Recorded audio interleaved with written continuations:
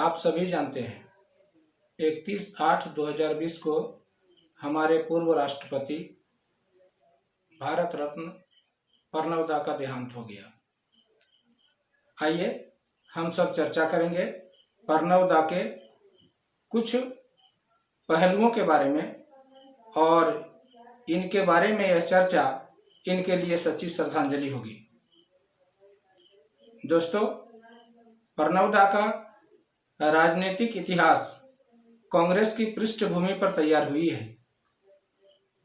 कांग्रेस की महाशक्ति श्रीमती इंदिरा गांधी ने प्रणब मुखर्जी को राजनीतिक क्षेत्र में प्रवेश कराया था और तब से लगातार विभिन्न पदों को सुशोभित करते हुए प्रणव दा भारत के राष्ट्रपति तक का सफर किए।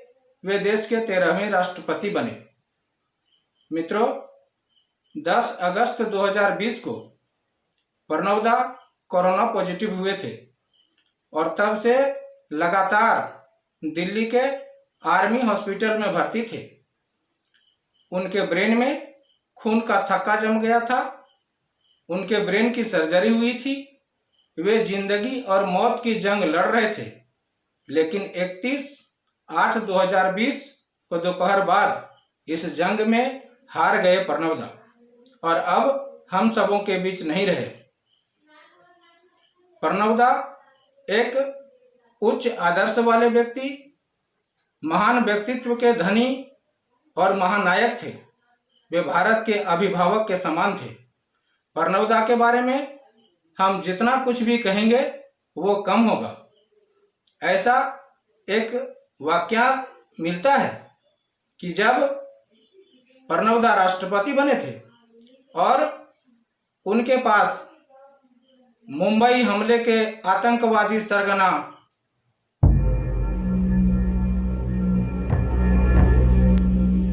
कसाब की दया याचिका जब राष्ट्रपति महोदय के पास पहुंची तो पूरा देश यह देखने के लिए आतुर था आखिर प्रणव दा हमारे देश के महामहिम आतंकवादी कसाब के इस दया याचिका पर क्या निर्णय लेते हैं। देखिए, हमें शाबाशी देना होगा प्रणव दा का।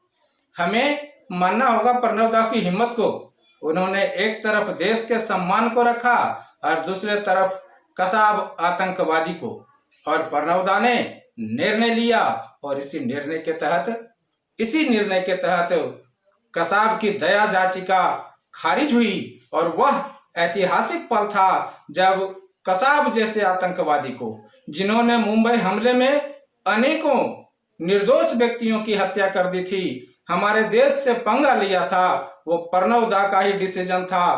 प्रणव दा ने दया याचिका खारिज की थी, जिसके तहत हम कसाब को फांसी के फंदे तक पहुंचा सके थे। मित्रों, प्रणव दा कोई एक दल के व्यक्ति नहीं थे। हालांकि थे तो वो प्योर कांग्रेस के, लेकिन सभी दल के नहीं रहते हुए भी सभी दिल के थे। प्रणव दा के आदर्शों को हम सभी आदर करते हैं, उनके उच्च आदर्शों को हम लोग मानते हैं।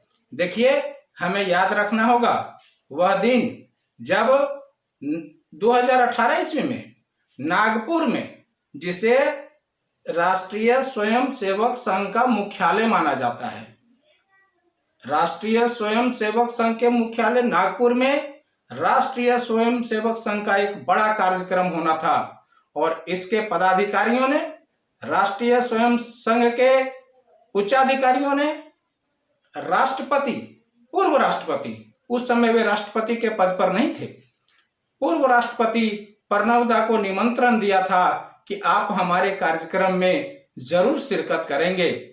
मानना होगा उस महान आत्मा को, शाबाशी देनी होगी उस महान आत्मा की कि राष्ट्रीय स्वयंसेवक का कार्यक्रम जानते हुए भी, यह भी जानते हुए कि उनकी राजनीतिक पृष्ठभूमि कांग्रेस के बैनर तले तैयार हुई है, यह जानते हुए भी कांग्रेस ने सारा पद से उनको सुशोभित किया, कांग्रेस ने ही उसे भारत का राष्ट्रपति बनाया। इन सारे चीजों को ताक पर रखकर राष्ट्रीय स्वयंसेवक संघ के कार्यक्रम में उन्होंने न केवल शिरकत किया, बल्कि एक उच्च आदर्शों वाला उद्बोधन भी दिया।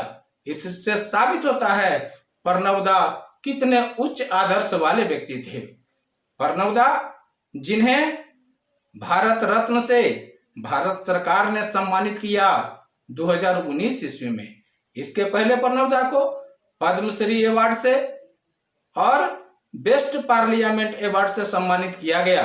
मैं तो कहता हूं आज जरूर दुखी हुई होगी भारत के प्रधानमंत्री की आत्मा, नरेंद्र मोदी की आत्मा, जिनके आज सच्चे अभिभावक ने उनका साथ छोड़ दिया। मित्रों, हम यह जान रहे हैं कि प्रणवदा कोरोना पॉजिटिव पाए गए थे। 2 फरवरी 2020 को आई इस कोरोना ने देश में जो तबाही आई, उस कोरोना से अगर सबसे ज्यादा क्षति हुआ है तो आज हमारे देश के अभिभावक प्रणवदा हम सबों के बीच नहीं रहे। अगर इस कोरोना का इलाज होता, अगर इस कोरोना की दवा होती, अगर इस कोरोना का ट्रीटमेंट होता तो हम नहीं खोते अपने अभिभावक प्रणवदा को। इसलिए आप सभी सचेत रहें इस बीमारी से।